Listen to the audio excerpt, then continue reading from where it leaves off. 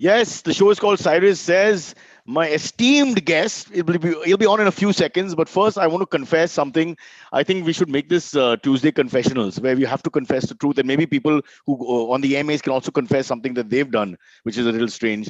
Well, I have gone a record 103 days without cleaning the mask. I wear the same one, the cheap 4 rupee one, and I haven't washed it. And I have to tell you, it's got all the stains of all the places I've been to, and all kinds of the stories that mask could tell, ladies and gentlemen. I'm calling it Behind the Mask. It'll be a new edition which will come out day after tomorrow. But for now, please wear the mask and be safe, even though I don't believe in it. That's what people are saying. So let's just accept it. That's the way it is. We don't have a choice. We don't want to be fined by the government or sent to another state. Or from there, we move towards Bangladesh. And then from there, go to Poland in the winter. I mean, the world will end for you. So just wear the mask. Having said that, you don't have to wash it yet. The washing is overrated. Let's introduce our guest. Devdutt Patnaik, the legend, is here. A man who charges just to discuss mythology with you on a plane 4 lakhs. I mean, just to say, bro, just tell me this Ram, Lakshman, and the girl's name is Sita. Just for that, I had to pay 4 lakhs. That's how big he is right now. No, but jokes apart, I think Devdutt has now created a niche separate from anybody else. There are a few trying to follow him, but there's only one original, where he can take you from a corporate position to a mythological position and draw parallels, analogies, and metaphors for the betterment of society. So he's the rare Indian who uses mythology, Hinduism, if you like, religions of all kinds to bring peace, to find love and hope. Very rare, very odd thing. I don't know why he's doing that. You've got a powerful tool like religion. You must use it to exercise power, young man. But we'll find out all about that. Devdutt, welcome to the show. Your biography, I've got it here, is too long. It'll take me years to read. So, and we have to discuss you as a person, which is more important because they can Google all the references here. But let's start with this. You're also a doctor. People don't know that. You're a trained medical professional. So this will be a great year for you.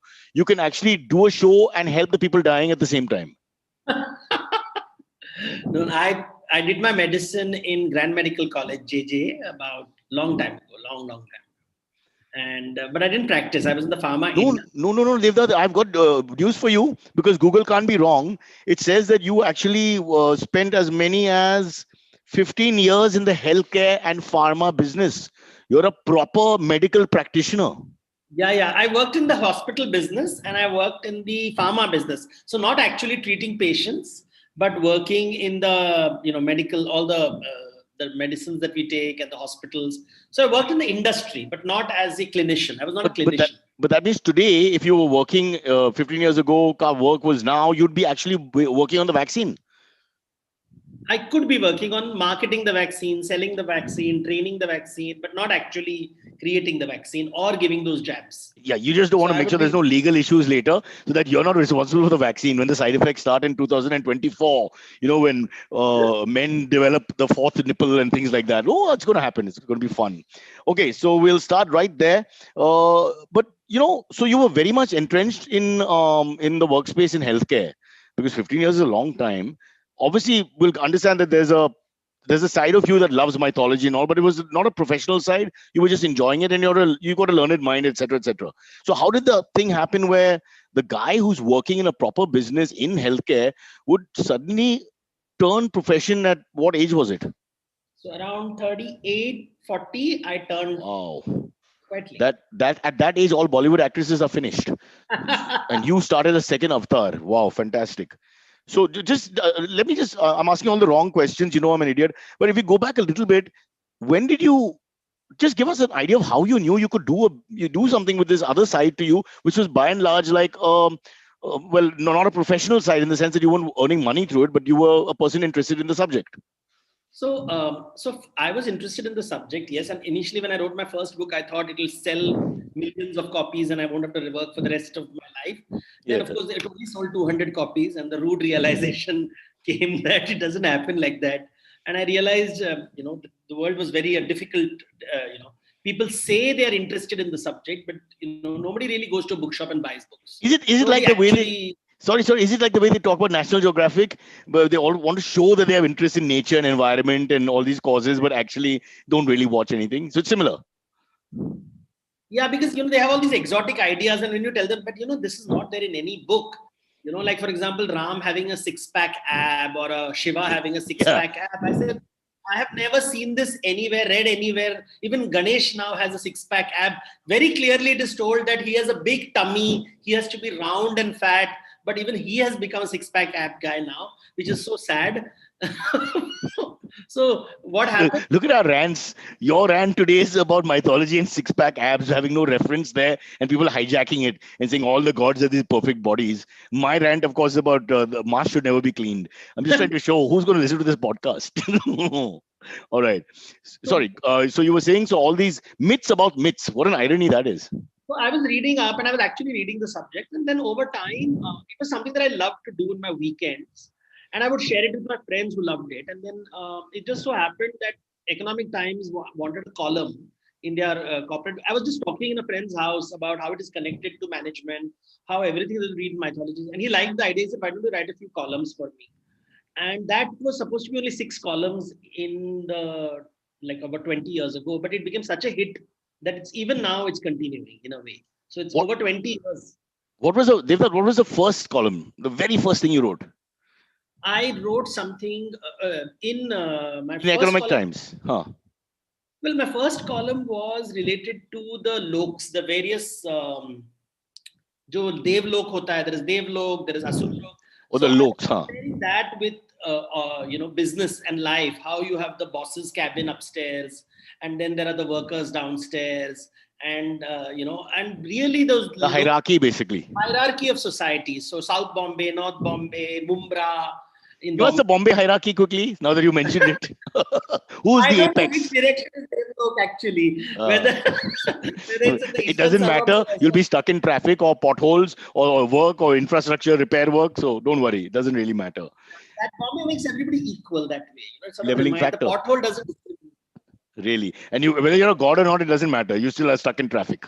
Yeah, but did you realize that when you wrote that first column, it's such a great concept in terms of corporate culture, which of course you got to exploit later. But I'm saying you mustn't have known. You just wrote this as a idea about how you marry corporate with mythology. But did you have any idea at that point that it'll roll out to be this huge juggernaut? I was starting to see the pattern. See, initially I thought mythology has nothing to do with day-to-day life. It was just something to enjoy. I used to enjoy it as something nothing to do with life. But the deeper I went into it, it was very strange. As the deeper I went, I realized I was talking about my life, my issues. Then I would share it with my friends. They would say, "Hey, these are my issues. These are my problems." And then I realized that I was solving day-to-day issues and helping people. I would always give examples from mythologies, which people found very exciting. And I just turned that into articles. So basically, everything that I saw in the scriptures, I realized was helping my life. I was getting a better person. I was becoming better at work. And I was just sharing. So whatever I write is basically my personal experience. I realize when you read the Vedas, when people keep saying, "Oh my God, Veda is so complicated." It's not complicated. It is talking about gods who are hungry. They want something and they will not give you something unless you give them something. And then you realize that's like any trade and business, right? Nobody's going to give you something if you don't give them something back. No free lunch. No free lunch. There is no such thing. They'll keep saying that, when you go to the temple, they'll say, "Nahi, kuch haath mein leke jana chahiye. You should take something to the temple." Why do you take something to your temple? Because there is this notion of give and take. Give and take. And this is something that is very fundamental. But when people say yajna, everybody wants things to be exotic. I think all these gurujis also love to make it all magical and mystical. It's not magical and mystical. It's just day-to-day life. And that's what I do. I bring it down to basics. I'm not interested in the exotic muscle people and all those people wearing those fancy clothes. That's packaging. What you're saying is that people are looking less at the philosophy and what is inside and more the outside, the shell. More interested in the look and the hair length and the abs and this and that and fighting over that. Which is what life is, right? People get fascinated by, good-looking people or something. And really what matters is, do you connect with that person? Is he a nice person? A good-looking person can be a nice person, can be a nasty person. An ugly person can be a nice person, can be a nasty person. What you really need is nice people around you. And it is nice if they're good-looking. It is an added bonus to have someone good-looking and healthy around you. But nice people are nice people, and you want nice people around you. And exactly same thing applies to gods and goddesses. It And upsets me a little bit, Devdutt, because you're against shallow philosophies, and I'm all for shallow philosophies. I don't know why you people come here with your beautifully constructed, honest humanitarian thought and spoil what is a really low-hanging fruit as far as the podcast should be. Let's. You didn't tell us one thing though. How did Devdutt Patnaik? I mean, look at the Bachpan ka situation or whatever. How did you know all this? Because obviously there's something in the background, the family. How no, it's very. my family didn't feel this was funny at all. They said you're, typical, like तुमने पढ़ाई की अभी job करो. And can you imagine if someone who studied medicine, and I even gave my UPSC exams and got through, and I said no, I don't want to do this. And my parents are like, what are you going to do? Ramayana, Mahabharata? Are you mad? So someone in Chembur, and you're like, I'm reading Ramayana, Mahabharata, on the other side there is medical textbooks, Grey's Anatomy and all that, and they're like, what's wrong with you? Like, this is not normal. But then, I have never been that way. I don't like normal. Word normal. Yeah, it's overrated. I agree with you. But no, what I was actually trying to ask is, how did you get the knowledge? Or rather, what was the influences in your childhood and all that allowed you to have this? Because it was already there, organically speaking. You seem to have already had it on that before you became a writer, etc., etc. Honestly, I realized it later. See, I now, in hindsight, I realize that I'm a pattern thinker and I like to see patterns in everything. And that's what I do when I read a book, when I read a novel, even in my work. When I was good at my work, I would do, like, I entered management without any MBA, but I was good at it. I was good in business. I was good in understand. I would immediately understand what the CEO wants, and I would understand, acha, he doesn't want obedience. He just wants you to lick his ass and then you'll get ahead. So I knew exactly how to get ahead. So I knew that he doesn't care what the results are. So I realized people are complicated, and जो theory होता है वो reality नहीं होता है. There is a big difference between theory and practice. People speeches what they give, and I would like because so that pattern thinking is very natural to me. And now I realize that I quickly figure out structures, and I do. At that time I was doing it intuitively. Nobody told me these words like structure. But I would just know it. Like, nahi, Ramayana mein ye problem hai, Mahabharata mein ye problem hai. The Bible is like that, and that is why Bible cannot be compared with Ramayana, Mahabharata because of these differences. And people would look at me as if I'm talking some strange language. So I said, yeah, that could be controversial, but I know what you're saying. All you're doing is pointing out that different ways, and this is what the two books are saying, or whatever. You're not making a judgment call per se, no, but people do. But people do. They misinterpret. They always want some sort of judgment. Also, what you're saying is that you basically stoking the ego is more important. That's marketing. It's called the ego of the person above you in the hierarchy. That's 80% of the job. It's got nothing to do with actual market dynamics. Yeah, see, I have a famous line when I give lectures. Ki brand ka matlab kya hai? I like to give lectures in Hindi because it connects with the masses. And I say, brand ka matlab kya hai? And I say, औकात. औकात ही है ना. तो तुम Rolls Royce या Mercedes खरीदते हो not because you can buy a small car which will take you in better in the small gullies of Bombay, but you will take a big car because तुम्हारी औकात ना, you want to show yourself, and that immediately the audience gets. ऐसे औकात होती है ना, मेरा गणपति तुमसे गणपति से बड़ा है, मेरा taller, bigger, fatter. Yeah, why?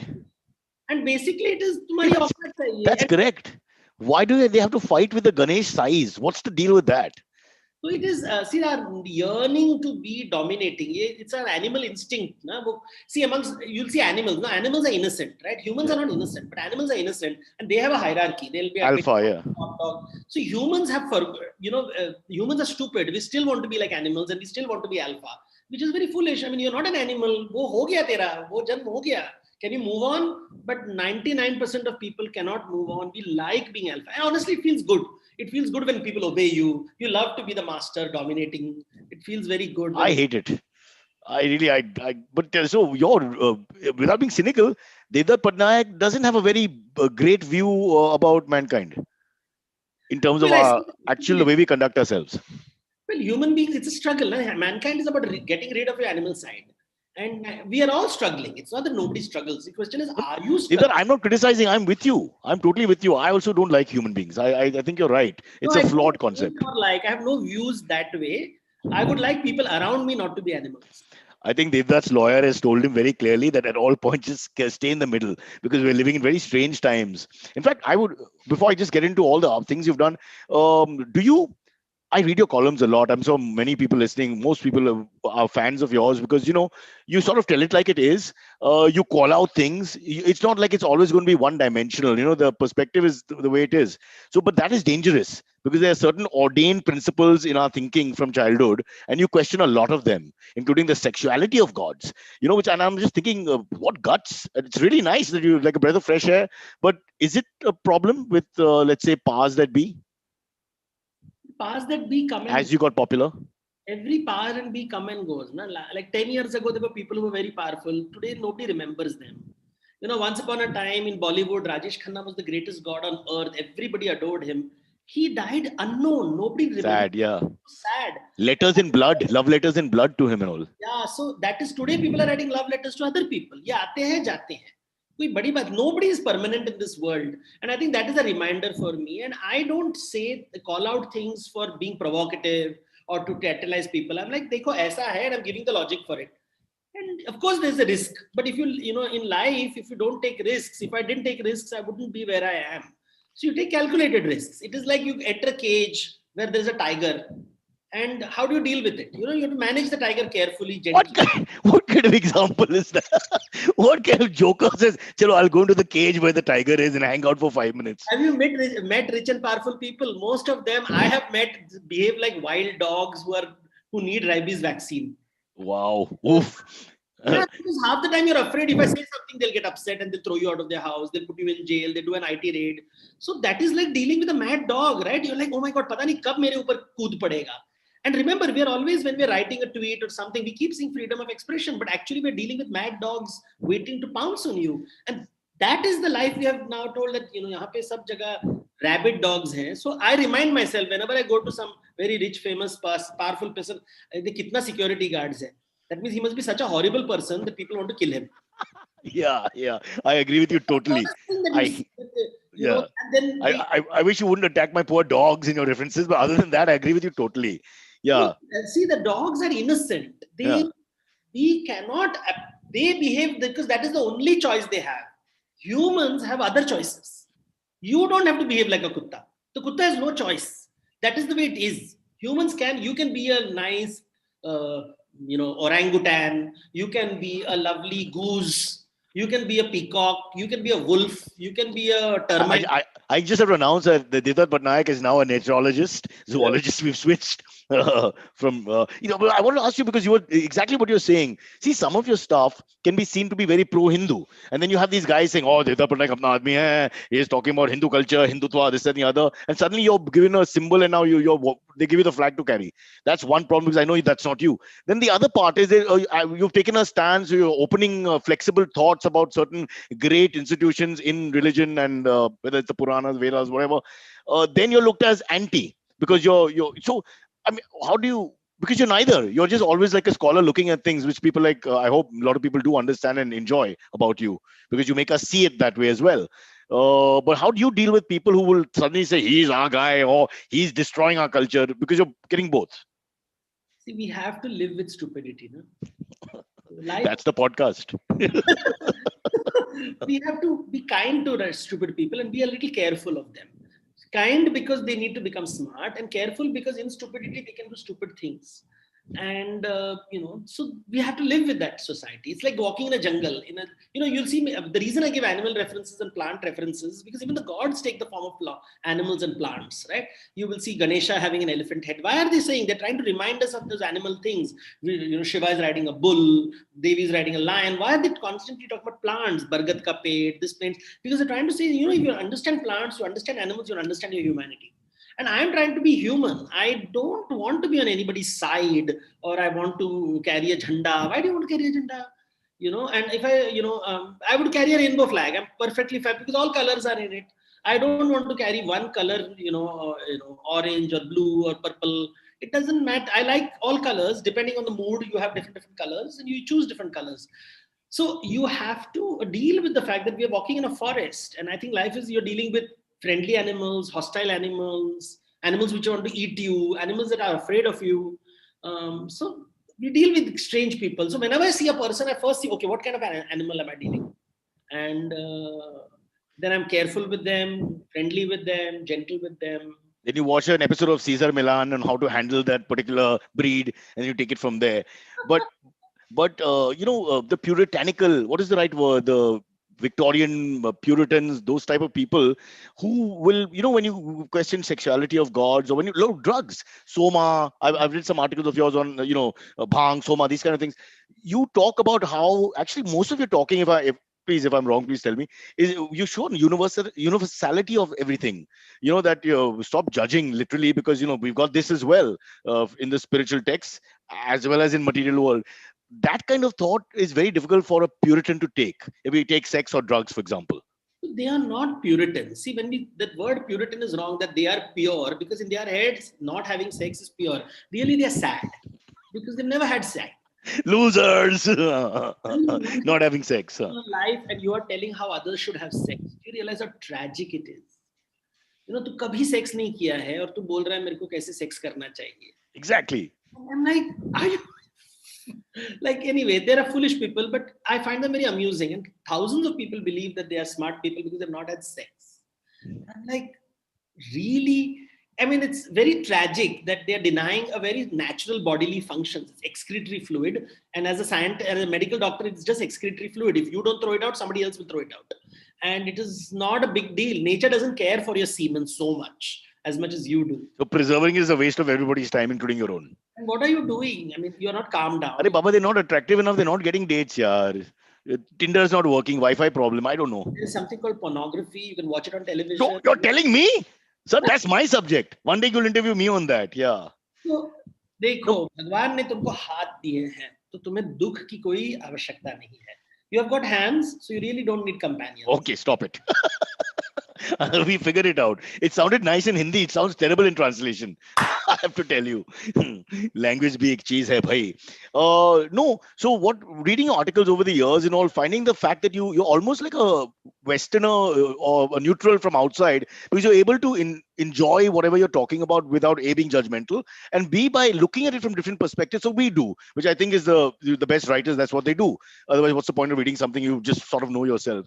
So but in our country, where we are right now, I hate to go back to this point all the time. Do you now have to be a little more careful? Is it do you have to be a little wary when you take on sexuality, alcohol, drugs, unorthodox thought, certain things that you will talk about which are not done in I won't use the word puritanical society, but in so-called orthodox society? I'm not challenging anyone. I'm just sharing what I'm reading. They are feeling challenged. I don't challenge anyone because nobody's that important. But if they talk to you backstage after your show, and I'm sure somebody engages with you in a civilized way, then how do you? Yeah. Are they good looking? Yeah. Okay. Step one: if they're good looking, then I might engage and waste my time with them because I'm also shallow. Fair enough. I check if they're interested. They're smart people. Then I will tell them. Then I can have a good conversation because stupidity can be reduced, smartness can be increased. Yeah. And third, are they paying me money? Baba, you're like the brother I've always wanted. You're saying all the right things. Come home. Let's eat lunch. These three things 90% of the people don't have. They're not good looking. They're not smart. They're not rich. I don't engage with them. Fair enough. Listen, Devdutt, as you very well know, you've done 50 books, which is not a joke. Huh? Is it true? Above 50 books and 1,400 columns. Yeah. So I've been writing for the last almost 20 years. Every week I write 1 or 2 columns. So you can do your math. And then I'm very organized. So my books are written over time. And nobody has done work on this, right? Most people, when they say mythology, they're really writing fiction. They're writing fiction books. They're writing stories. Ramayana story, I will tell in my style. I'll make Sita fight. I'll make Ravan good. I will make Duryodhan bad. They become storytellers. I'm not interested in that. That's one part of mythology. I'm really interested in decoding. So I'm writing on the Vedas, on the Purans, on the Quran. I'm writing on the Bible. I'm writing on Japanese mythology, Egyptian mythology. And I'm writing, and there's so much to write because most of these books were written mostly by Western scholars. And I see the problem in their scholarship. Major problems in their scholarship because when I began, I thought they were the great scholars. They are teaching me so many things. But as time progressed, I realized, hey, there is flaw in their understanding. They are not understanding Egyptian very well. So I write because it clears my head. And as I'm clearing my head, that turns into lectures. My book articles turn into books. And I do it in like a factory. So it's like, I love doing these things. Enjoy it thoroughly. So It's just the publishers are like, you're cannibalizing your own market, because now I have a whole bookshop. If you go to a bookshop, there'll be a Devendra Patnaik shelf. So they are like, "Arey, bikega, kaise bikega," and all that kind of things. It's true, but I can see their point. But all these different cultures that you read and get influenced by. So, is in your book, is there a hierarchy? Do you favor one over the other? Controversial question, but fair. No, the market decides everything. Now, if I write a book on Greek mythology, which I have, it doesn't sell as much as a book I'll write on Ramayana or Mahabharata. It's as simple as that. Even if I write the Vedas, people will say we're interested in the Vedas, but they actually were interested. A Shiva book gets more popularity. So it depends on the market needs. And so you keep writing different kinds. Then there's children books, which are for children. And then there are Hindi books and Marathi books. So language. So I see how the market is moving. And I work with, okay, this is perhaps they'll be interested in. Some people are interested on understanding death rituals. Now, if I write a book on death rituals, I will, but I know that it won't sell so much because nobody wants to read about death. Or maybe they will. During COVID, we've all come close. So yeah. Yes, you don't want to deal with it, right? Most people want to believe they're immortal, and nobody wants to make a will. If you ask, you go to a finance conference and you ask people, "Acha, we all believe in wealth management." I ask them question, "How many of you all have made a will?" And like 10% of people will raise their hands. The rest of you all are immortal, and then they'll all smile sheepishly. But in India, it's also superstition, isn't it? That once you make the will, you're giving yourself a death sentence. Yes. A lot of people think like that. So that's why there's a market, right? Wherever there are stupid people, there is a market. All right. Listen, so lots of different shows. You've also done lots of TED Talks. But since we're running out of time, let's focus quickly on Epic TV and Business Sutra on CNBC TV. So look at the things you've done. Okay, one, you've written, then you've started talking to audiences, and in that talking, it's a bit of inspiration, motivation, as well as knowledge. So it's not just me going and freewheeling. Then you've got a different style, which is talking to a television audience. So tell us a little bit about that, and how do you not get bored of doing the same thing? Like if I have to do the same thing 3 times in a row, I'm like, that's why my marriage is in trouble. No, I think I'm also evolving every day. The ideas are changing. The thoughts are changing over time. They're refining and refining. So I did Business Sutra with Menaka Doshi over 10 years ago. She was in college with me, a very pretty girl. Yeah. Hi, Menaka, wherever you are. Maybe she's married. Better be careful, huh?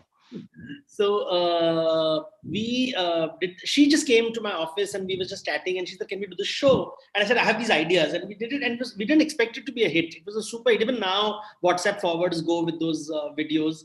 And because that time the idea was just framing itself. It was in early days when I was putting my. Do you have to be more careful when you enter TV realm, because now you're talking to so many more people, and I'm absorbed in my subject, so I really. So you don't censor yourself. No, I don't. I explain what I'm always clarifying. This is my understanding. It could be wrong, but since I've read more books than you, please grant me that. But I am never saying this is the truth. That is my first line. I don't believe in absolute truths. I'm not telling you what the gods have told you. I'm not telling you what the sages have told you. I'm saying I have read their work. I have understood this and I'm sharing it with you. And I follow a very structural approach, which is not done by many people in India. I follow something called structuralism, which is very funnily not done by Indians at all, although Indian philosophy lends itself to structuralism. So I did that. And for Epic TV, it was in Hindi, which was a little bit of a challenge because now, of course, I'm very fluent in Hindi. So I take every challenge as an opportunity to learn something new. So how to talk to TV? So how do you move your face? How do you talk to the camera? How do you imagine there's an audience in front of you and chat? So, how not to wear pants because they shoot you only from here. There's so many interesting things, yeah. And how the makeup is done, how they want you to move your face. So I found that exciting because I was good at my subject. I didn't need to prepare and it was always extempore. And from college days, I've been an extempore speaker. But this was different, talking to camera in Hindi and talking in perfect Hindi and explaining complicated ideas in Hindi, making it simple. So that was Epic TV. Epic TV allowed me, the Devlok show allowed me to, and I again never thought people would watch it. We never marketed it. And then suddenly I'm walking on the road and people are saying, Devdutt ji, aap hain. They try to use these very G. The moment they use the word, yeah. I'm like, I think with you, it's more because you seem to have descended from the scriptures. Just think of the subconscious level of the thinking here. It's like, oh, uska kuch connection hai God ke saath because he's come from there. His thoughts are like that. So G is very important when they talk to you. We have surrounded by people who have always made the subject exotic. And suddenly I am a person who doesn't want to make it exotic. I'm saying it deals with human issues. It deals with jealousy, anger, greed, Put unhappiness. it on a pedestal and then you keep it away from you. When you do that, you put like a wall between yourself and saying reverence and all that, which is up to a point fair enough. But it goes It's because brand building. That's just brand building. yeah, and no one thinks then, because it's inflexible, the thought process. You can't think about it in any other way. This is it. It's in gold. And they are not happy people, because I know these people privately. I know a lot of the Gurujis privately. I know how unhappy they are. Do they really believe what they say, or is it all part of a? Now it's a performance. It is a performance. Yeah. And what happened is they all thought that this will give them the kind of luxury. They don't realize that when you become a celebrity, you become trapped. Yeah, in that And what then people you want. live in a bubble. You can't live your normal life. Take a walk, go to a eat some pani puri on the road. A nightclub and have a drink. Oh no, that's against the culture. Sorry, pani puri. They want to have an affair. They can't do it secretly. Who doesn't want to have an affair? Devdutt Patnaik. This is But I something. can. Yeah. Okay. All right. Listen, we're going to segue into the break now and then come back and take questions, because obviously your subject is such that everybody this must irritate you. All the time people asking you questions, clarifications. Since Answer. I'm very happy not answering. I said, because it's your profession, you shouldn't answer. I just tell them 199 rupees Penguin, 299 rupees HarperCollins. Very nice. I'm Excellent. very comfortable. See, people think I owe them answers. I don't owe them anything. So it's okay. If you don't know, it's fine. If you die without knowledge, it's perfectly fine. It's okay. Okay. All right. One last thing as we go to break. So has any political figure ever spoken to you and said, Devdutt, we need you to campaign, that kind of thing? Well, a lot of political leaders are happy with my work. They meet me and all that, but no, I don't think so. I think they have seen how I can be both ways, so they don't want to take a chance. Yeah, and they also believe that no, आप बहुत ऊंची बातें करते हो, politics में ये सब नहीं चलता है. So they themselves have very bad self-image. Most of the politicians have very bad self-image. And when I meet them, I feel very sad for them. They genuinely believe हम तो नाली के काम करते हैं, हम तो गटर वाले हैं. And I'm like, okay, fine, that's your life. That's the choice you made. Wow, that's amazing. So the self-esteem is actually not that big. No, I have not yet met a rich and powerful man with high self-esteem who is happy and confident about his life. They're very scared, terrified. It's sad. Normally you think when you have money, you'll be happy, and when you have power, it makes your life comfortable, definitely. But comfort is something else, and happiness is something else. And we should distinguish between comfort and just happiness. Yes. Comfort is not having piles. Happiness is having piles, but being able to treat it with laser technology. I'm just trying to think of a right, because I don't have mythological power, but I have this power. So we'll take a break. We'll come back in a few seconds with Silvery and lots of questions with Devdutt Patnaik. No relation to the Chief Minister or the illustrious family of Orissa. Are you? No. No relation. As of now. Taking a break. Silverman, come on. Hello. Hi. Good morning, everyone. How's it going? Devdutt, this is Silvery. He's crazy about mythology. He only knows Ram, Sita, Lakshman, then his work is done. He knows nothing more. Are you into mythology? Actually, as a kid, I used to read many different versions, like illustrated versions of. I've read that also. Amar Chitra Katha of the Ramayana and Mahabharata. I've read like multiple versions, but again, they're like very much shorter versions, not the actual original. But that's a good idea, I would think. For epic books to have shorter versions, just to have people get interested in it. Devdutt, are you okay with abridged versions of all this? No, I like a lot of abridged versions. I like Ramayana in 5 sentences. It's great pressy writing. 5 sentences? Oh. I could have saved so much time, boy. What the hell? All right, let's go for the first one. Yes, the first question. Just a quick thing before we get to the questions. Please like the stream, guys. If you're watching this, it really helps the YouTube algorithms. Please follow us on the podcasting apps in case you missed this live stream. So that'll be great. Thank you so much. The first question comes in from Kashin Shetty. He says, "Hello, DP and CB." Your initials. What if the coronavirus had spread during the Vedic times? What would it be called? How would it be written? And which god would have saved us from his wrath? That's a fun question. Devdutt, very important question. Any answers? I think it would be called Mukut, because corona means the crown. And nice. Yeah, so it would be called what? Mukut Kitanu. Corona germ or something. Virus. So I think that's what it would be called. And gods in India don't save. Gods are not saviors in India. Give and take. Give and take. तो तू क्या देगा फिर मैं कुछ दूंगा तुमको. तो that would always be the case. So I guess 250 rupee donation plus GST.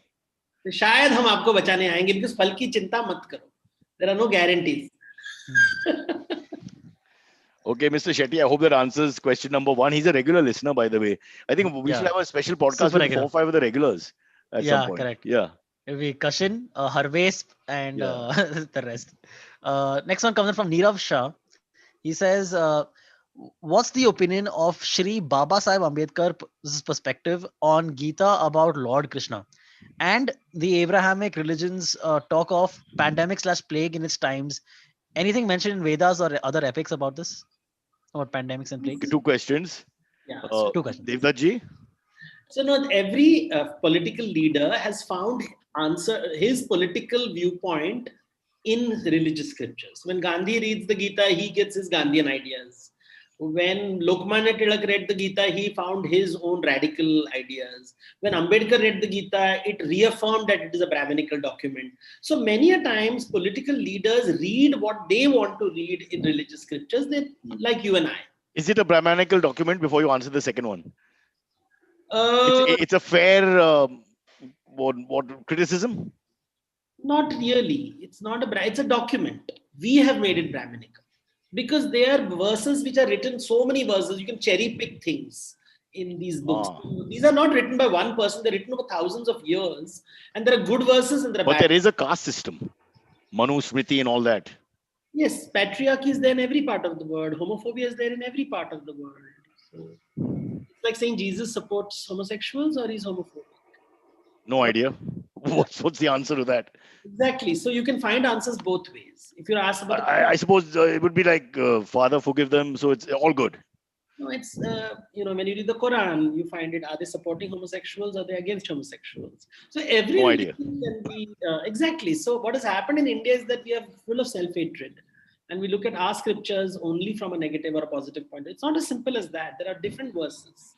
But is it not fair to say the scheduled caste, person of India has suffered because of the way you interpret so-called hierarchies? In every society, a group of people suffer. Every society. Homosexuals have been invisibilized for thousands of years. Which society has supported homosexuals? Do Dalits support homosexuals? Fashion industry. No. No, I'm just kidding. I'm sorry. I apologize. So, when I go to a Dalit community, do you see a gay Dalit person getting the same different respect in a Brahmin Dalit? Okay, fair enough. So you're saying in each world there's a lower rank. Properly in a Dalit community and the Brahmin community, they're treated differently. Women are treated the same across caste. So it depends on how you slice and dice a story. And, it's like the British will tell the Nazis were bad, but the British will never say that the British Empire was bad. Right? So we always want to be the victims. We don't see we ourselves are villains. So don't blame the scriptures. It's our translation in our little world. You want to read each little world. Every society, it's like, the Native American people will talk about how the white people came and destroyed the Native American culture, but they will never talk about how the tribes used to kill each other. If you tell about how Native American tribes killed each other, how the Incas and Aztecs and they would fight. Internecine wars, yeah. Wo mat bolo. You tell bad things about white people. So we live in a society where you become, all academicians I'm shocked, they behave like activists. Academia and activism is not the same. I'm an academia. So when I read about the caste system, I see the negative things. I definitely see how dark and horrifying it is. But I also ask, why did it emerge? How did it emerge? How did it transform? So, for example, if the Nazis had not come into the world, would the British Empire have come to an end? The British were ruling us. Ask this one question: if Hitler had not existed and done those horrible things, would the British Empire voluntarily give up India? This was a cash cow. India was giving them all the money. And if Hitler had not come, but we don't see history like that. We don't realize how things influence each other. Today, the British regret leaving India only because of the IPL. Look at the money they'd have made. Really. They only left India when the balance of payment was no longer in their favor. That's the economic reason they left India. Or for that matter, when we talk about caste system, I always tell, are you saying a Brahmin woman was treated nicely or a Dalit woman was treated nicely? Let's look at it from the lens of gender. Let's look at it from the lens of sexuality. Are we saying there are certain castes where gay people are treated nicely, lesbians are treated nicely, transgender people are treated nicely? I have not seen a single caste which has come out and said we support gay people. I have not seen a single caste saying that we support gay marriage. So it's all relative is what you're saying. Somewhere down, there's an oppressed person in any small fragment of society. Every society. In my house, it's me. वो मैं हूँ sir. I get the thappads every day. Silvery will vouch for that. Silvery, it's a very interesting point. I've never looked at it that way. We look at it black and white, caste system, horrible, ill treatment of man. He looks at things from a very different way. I don't know what the right description is, but he's able to see that there is no good or bad. It's almost like Shakespeare's line, there's nothing such as good or bad, but thinking makes it so. It's like we're just looking at things from different angles and perspectives, and then we realize that relatively, this is bad, but this is also bad in their own society. Oops, ouch. Is it too profound for Silvery? He's getting angry. No, I agree. I understand. Yeah, that's... For Indians, it's very important to listen to him sometimes. I'm making you I won't say minister, I'll just say the leader. The leader of the country. What happens is when you are studying, you want to feel good about yourself. And nowadays, to feel good about yourself, you have to call yourself a victim. And when you feel you're a victim, then you feel, the whole world is against me. And that's what politicians do, right? They will say, Desh ko khatra hai, dharm ko khatra hai, aapko khatra hai, aapke culture ko khatra hai. In the same way, you also keep saying that everybody is against me, the whole world is oppressing me. And that is really nurturing. But Devdutt, that's not to take away from Ambedkar. I'm a huge fan of the guy. Honestly, to where he comes from, goes to America, comes back, speaks openly. It frees the minds of a lot of people. In that sense, it's not to say that he wasn't from an oppressed background and that he didn't suffer. See, I'm very careful of putting someone on a pedestal. I will never put anyone on a pedestal. Then you stop being scientific. Then you are gone into politics. As an academician, Gandhi also, I will not put him on a pedestal. I will not insult Hitler. I will not praise Gandhi. I will study both of them and understand what is strong, weak, good, bad. I'll understand their context. I want to learn from both of them. And I don't think one is better than the other. The moment you start using better, worse, unless it's in a context and explain the context in which they're good or bad. Like from a Jewish point of view, Hitler is horrifying. But from a non-vegetarian point of view, or a man who likes to have sex, Gandhi would be terrifying. He would tell you can't eat non-vegetarian food, you can't have sex, homosexuals are evil, and you should clean your own clothes and everything you should do. So Gandhi has his own views of things which are, Godse. Suddenly people love Godse. I'm like, he killed someone. Yes, you have to see the context and understand it, but you can't take away that action. So this hero, making someone a hero is a very dangerous thing. When your stomach is upset, khichdi is nice. When your stomach is wonderful, you can eat a biryani. But if your stomach is upset, if you eat a biryani, you're an idiot. So you have to understand the context. What a paradox. You're basically a man who studies hierarchies in societies across the world, literally, and yet you're very egalitarian in your thought. Yeah, because you see, it's a wheel. In our great flag, there is something called a wheel. And we forget a wheel is dynamic. जो ऊपर होता है वो नीचे आता है. जो नीचे होता है वो ऊपर आता है. Circular nature. Dynamic. It is not static. Lion King. And only problem in Lion King is that he's in, there is no kings in the jungle, actually. We humans have decided that he's a king. And the kings are executed very quickly because of age. We'll leave that for another day. Let's get a couple more questions in. Devdutt talks too much, Silvery. You have to keep talking, otherwise the answer will take 15 minutes, as interesting and exciting as it is. Yeah.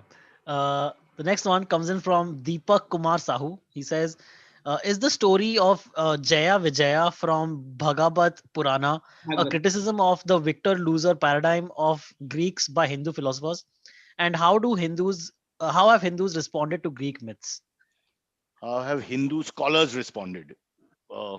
Myths are based on one life. So you live only once, and the Greeks said, if you live once, you have to live a great life.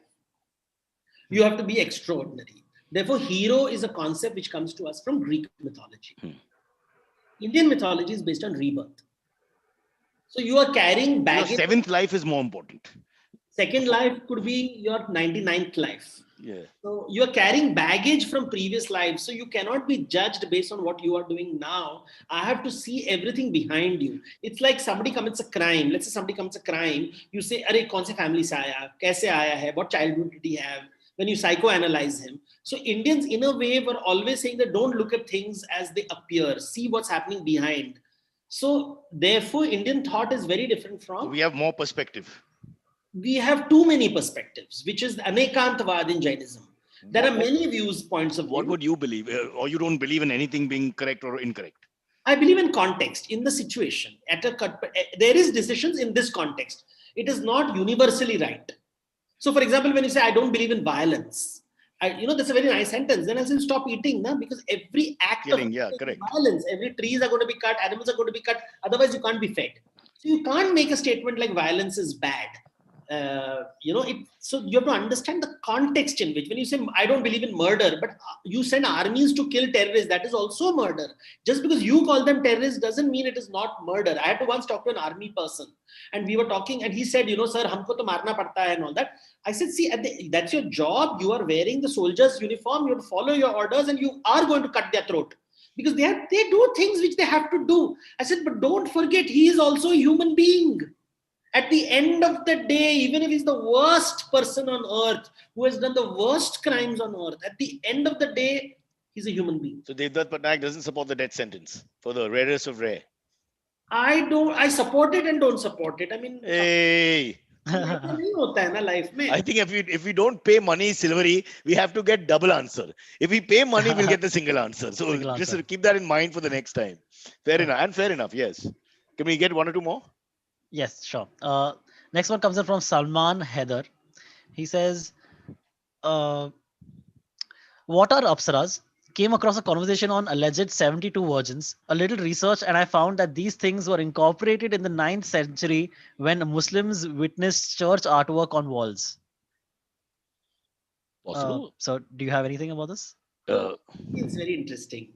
A man is asking this question. Yeah. I'm enjoying the fact that it has a Muslim name. I'm not sure it is, because nowadays in social media. Yeah. And Salman is a fairly popular name. You could, go on. And third point is that he's asking about Apsaras. Apsaras are basically free women who choose lovers and abandon them if they want to. I want an Apsara. Where will I get an Apsara? Rigved, the first Apsara who appears, is leaving a boyfriend and saying, I'm bored of you. And saying that I don't like you anymore, I'm bored. मैं भाग गई, अभी मैं छोड़ रही हूँ. This is the truth. This is the absolute truth. Yeah, but you see, people always think the Apsara comes to them, but the Apsara can also reject you. Right. That is the horror of life. Third, we're talking about the whole 72 virgin things, which the Western press has used to make fun of Muslims. Correct. And now you have got a question saying that the Muslims have added it looking at Christian art.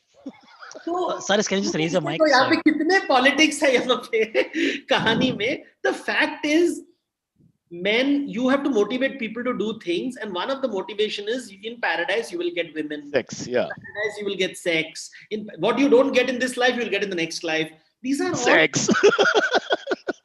Yeah. So and the problem is in the Catholic Church saw sex as evil. So their heaven had no sex. While in Islam, so hell was more fun there. Technically, I'm just thinking, can I go down again? Yeah. Right. So imagine you'll go to heaven and perhaps not have sex. While the Muslims were telling that, when you go to heaven, you will have great sex. And therefore, there was this great war happening between the Christians and Muslims during the Crusades. But really, I would like to talk to the marketing person in the Catholic Church. I'm a little, because, as a young man, I'm just thinking, that's a huge issue. What do you say, Silvery? Yeah, and now you know why secularism emerged in the Christian world. Because they were like, we can't have a heaven. This is not working. Yeah. And the thing is, we don't ask about what about female women going to heaven? Will there be 72 young men satisfying them? Why young men? What's wrong with the older men? That's also true. And here we go again. That is so true. Yeah. All right. I have now noticed that lots of young people like old men and women. And I've realized that this intergenerational thing is big. Cougars are very popular. What's the male cougar called? Uncle. Creepy old uncle. Kunal Vijayekar. Sugar daddy. Kunal Vijayekar. Called a sugar daddy. Oh shit. Oh, sorry. We never talk about a heaven where there are 72 men awaiting a woman. We only talk about 72 women awaiting men. So these are the questions. Questions like this make me think in this way. This is how I think. I'm just sharing how I will approach a question. I don't give a single answer, but I see who is asking the question. Why is he asking the question? What is the structure of the question? What is the psychology of the question? What does it reveal about politics? Why is it added? Why is the Christian, Muslim, Vedic, all this is coming? And where are the women? Why are women always seen as objects? And beyond religion, what is the motivation? Because there's always a motivation to putting something up. Gender comes in, sexuality comes in, politics comes in, power comes in, economics comes in. Did any religion allow homosexuality in medieval times or years before? Was there any religion that was okay with it? Greeks were comfortable with man-boy love. Yeah. So the Greek king, but man-boy love is not necessarily homosexual. Like Alexander and Hephaestion. But they were same age. Alexander and the whole Spartan army. Yeah, they were all bisexual, weren't they? Well, they were man-boy love. They are not really man-man love. It is a generational thing. Older men and younger boys. They went with both genders, so that makes them bisexual. Well, these words have very strong scientific meaning. My God, Devdutt, you're like my dad. You won't give me a straight answer about anything. No pun intended. Jesus. I mean, not Jesus. I mean, you know what I mean. End this podcast before it becomes blasphemy. Yeah. Right. Do we have one more quick one? Yeah, we have a couple more. Sorry. We have time. A lot of people have sent a lot of great ones. So okay. Next one comes in again. Okay, there's one more from Salman Haidar. He says, what's up with the sudden rise of aggressive Hinduism? A hodgepodge of politics, grievances, and paranoia. Please do psychoanalysis on the crisis of masculinity in these right-wingers. Well, everything goes through these, when you eat khatta, you want to eat meetha. When our palate. So what has happened is there is a whole bunch of people who feel Hinduism has been taken for granted, and there are good reasons for it. There are logically lots of reasons for it. During the freedom struggle, when Hinduism was being analyzed, it was analyzed using a Marxist framework. And Hinduism, so an average Hindu globally would, whenever you go abroad and you'll say, I'm a Hindu, you don't tell you're a Hindu because people say, oh, you're idol worshippers. So you are feeling awkward. Oh, you all worship cows, you feel awkward. Oh, you are casteist, you feel awkward. So you have always been on the defensive. So this new Hinduism which is emerging is highly offensive. And they're going like they become bullies. So it's like the yesterday's kids who were like getting bullied have decided, I will bully you back. So that's what you're seeing today. And around the world, you can't say that you're a Hindu without being finger pointed at. And it's the way it is, because see, remember, idol worship across the world would be said is idolatry. Worshipping idol was wrong. And Hindus worship idols. We carry idols. So people were always awkward. You worship cows. So now it's hum cow ko puja karenge. So now it is in your face. I will worship the cow. I will eat cow dung. I will dance with the Gaumutra. So it is like you mocked me, I will do it 10 times more. So you were always, Hinduism is equated with caste system. And without understanding the complexity of the caste system, I study the caste system a lot. And people often confuse caste with untouchability. And the only way you have to be in this guilt mode that, oh, I'm so sorry. But Indians are not like white people, right? White people enjoy being guilty. Because for 1,000 years you went to the church and can't say that.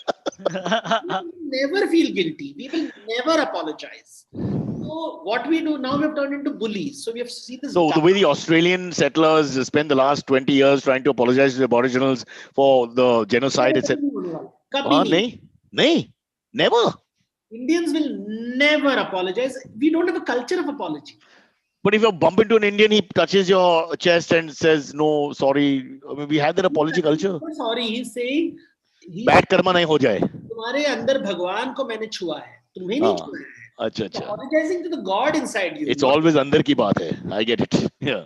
It's not apologizing. And Indians, for various reasons, socio-cultural, not just cultural. Hey, Silvery, come on. What do you think of Devdutt? Do you think he's a little cynical about human beings or not?